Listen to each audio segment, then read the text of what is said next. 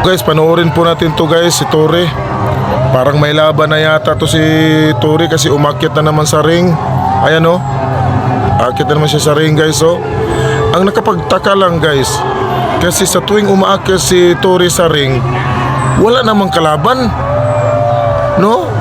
Kayo, nagtaka ba kayo? Wala talaga siyang kalaban guys tuwing umaakyat siya sa ring. No? Totoo hindi. Siguro ito story guys, nasisiraan na yata ng bait to eh.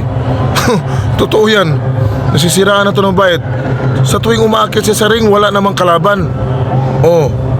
Kung kayo ang magsalita dyan, mga viewers, totoo hindi. Kasi akala ko kasi, pati ako, sabi ko, nasiraan na yata to eh. Kasi wala namang kalaban eh. Siya lang talaga mag-isa doon sa taas. Talon-talon, kimbot-kimbot sa puwit, parang bakla. Ano ba yung nangyari dito sa story mga ka-idol? Pati ako, naguguluhan na ako sa kanya eh. Ano ba talaga Tori? Sino bang kalaban mo? Wala naman eh. Kami lang yata ang pinagluloko nito ni Tori eh. Mga